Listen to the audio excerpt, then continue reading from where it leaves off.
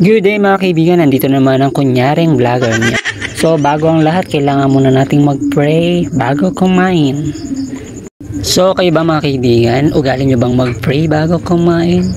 Kailangan po natin yun guys, kasi minsan kahit sa pagkain natin, pwede tayong mabilaukan. Napakahalaga kasi na tayo mag-pray bago kumain, kasi yun ay tanda ng ating pasasalamat sa itaas. Kaya kung hindi ka nag-pray, abay, gawin mo nang mag-pray. Yun na lang yung kaya natin gawin guys. So ngayong araw nga, ang ulam namin ay baboy. Ang nagastos ko dyan lahat-lahat ay 200. So halagang 150 pesos na laman ng baboy. At yung 50 pesos ay mga rekado, simpleng rekado lang guys. So niluto ko nga yan guys. At hindi ko nga lang na-video ang aking pagluluto dahil excited ako. Makakaulam din ako ng baboy, kaya nalimutan ko lang mag-video. So dahil niluto ko nga yan, ikukwento ko na lang sa inyo kung paano ko niluto iyang baboy na yan. So una, kailangan natin ng kaldero. Siyempre, kailangan natin kaldero para sa paglalagyan ng baboy. At siyempre, hindi yan maluluto kung walang apoy. So ginamit ko yung kalan naming di kuryente. At dahil tamad nga akong mangahoy yan, di kuryente tayo ngayon. So ang tawag nga sa akin ay practical na tamad. Oo, nagtitipid ako pero sa katamaran ko, hindi naman ako nangangahoy. Marami namang kahoy-kahoy dyan. At gumagamit pa ako ng kuryente. Tamad na kasi. Tamad, hindi naman pagod. So balik tayo doon sa topic kung paano ko siya niluto guys. So ang ginamit ko ng sabaw dyan ay hugas bigas. So pangalawang hugas bigas guys. Tapos nilagay ko na yung sibuyas, luya, kamatis, asin, betchin at nor nang hindi pa kumukulo. So ganun ko po siya ginawa kanina. Kung mali po ang paraan ng aking pagluluto, okay lang po yan guys, kasi kami lang ang kakain. Pero masarap naman ang kinalabasan. At syempre kasabay nga nun yung karne na. O sabay-sabay ko na silang iniluto guys.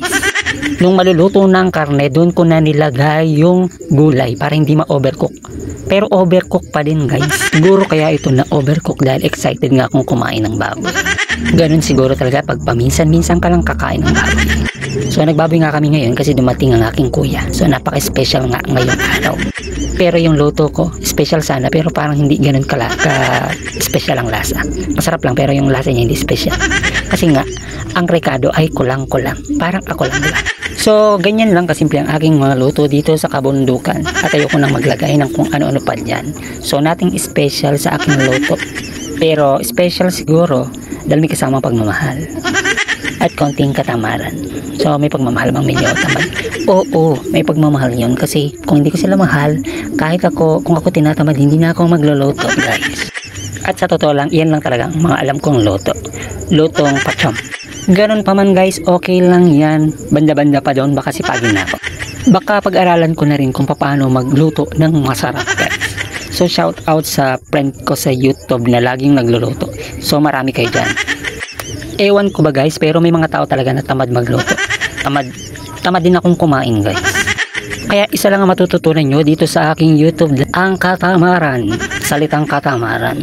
So katamaran talaga. Nako, pagpasensyahan nyo na yung mga pinagsasabi ko. Sana maging good example naman ako minsan. Dahil gusto ko naman kahit papano meron akong magandang mayambag sa ating bayan. So ang pinakamagandang ambag ko nga ay ang katamaran. Ako nga yung best example na hindi dapat tularan. Kaya nga ako tinatama dahil kapag masipag ako, hindi naman ako yung mayaman. Marami din akong kilalang masisipag. Tapos nagre-reklamo pa rin na mahirap daw ang buhay. Kaya mas maganda na itong ginagawa ko. Tamad ako, tapos mahirap ang buhay. Mahirap naman kung masipag ako, tapos mahirap ang buhay. Diba? Kumbaga sa murder, double murder na. Kaya itong ang ginagawa kong katamaran ay iwas reklamo na rin na mahirap ang buhay, di ba? Bakit kamo? Kasi nga, hindi ko naiisipin na mahirap ang buhay. Kasi alam ko na kung bakit ako naghihirap. Kasi tamad ako, di ba? Parang biglang nalabuan tuloy ako sa mga sinasabi ko for today's day. Parang ang totoo ay parang gusto ko nang magreklamo. Kayo ba guys, hindi ba kayo nahihirapan sa buhay? Gusto niyo na bang magreklamo? So tama na nga yan. Baka kung saan mapunta itong aking video. Baka mapunta sa outer space. Madami pa namang matatalino ngayon. Hindi naman nakapag-lawyers pero mga judge. Basta kung sinong tao ang hindi magsasabing hindi mahirap ngayon, di ba? Ayun na ang nasa mundo ng mga tao, kami na ang nasa mundo ng mga engkanto. Bakit nga kaya tayo mahirap guys? O ikaw, bakit ka naghihirap? Ang sagot niyan guys, ikaw lang makakasagot niyan. Hindi ko naman pwedeng sagutin kung ano yung gumugulo sa isipan mo. Ikaw lang ang tanging makakasagot niyan. Pero para sa akin kung bakit tayo naghihirap, may tatlong dahilan. Yung tatlong dahilan na yun sa next video na lang. Para suspense naman paminsan-minsan. Habang kumakain nga ako ay kung ano-anong ginagawa. Banganghang naman kasi nung sili. So nilagang baboy lang po yan guys, hindi po yan sinigang. Mukhang asim lang kasi yung mukha niyan parang pinang-asim talaga guys. Ngayong araw nga ay araw ng linggo.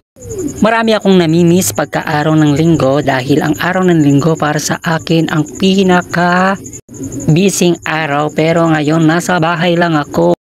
So kabaliktaran po ang buhay ko ng linggo sa buhay ng iba. Kasi para sa kanila ang linggo ay araw ng pahinga. Pero dahil masarap nga ang pahinga kaya ginagaya ko na rin sila. Ay naku, mahirap talaga pagka wala kang originality. Gaya-gaya na lang po tumaya ang mangyayari. Oo guys, medyo kakaiba po ang aking ginagawa. Oo, dahil ako po ay taga ibang planeta. Iba lang ang ginagawa, taga ibang planeta na. Hindi pa pwedeng, hindi ka lang umaayon sa takbo ng iba. Kumbaga, hindi sunod-sunuran sa hangin. Hindi sunod-sunuran sa daluyan ng tubig. At hindi sunod-sunuran na gaya ng ginagawa ng iba. Oy, ikaw dyan, masyado kang seryoso ah. Naiintriga ka ba? Joke lang yun guys. Dahil dito nga sa atin bukod sa mga judge tayo ay mga marites din. Interesado tayo sa mga bagay na maraming intriga. Gusto nating pag-usapan ng iba pero ayaw nating makakarinig sa iba na pinag-uusapan nila tayo. Ganyan talaga ang buhay ay hindi fair. Baboy lang ang kinain ko pero parang gusto kong high blood din kayo guys. Ayaw nga mahaluan ng gera itong aking video, kaya dapat love lang tayo. Hindi ko kasi na proseso ng maayos ang pagluluto ng baboy kanina. Kaya yung mga sinasabi ko ay wala na rin sa tamang proseso.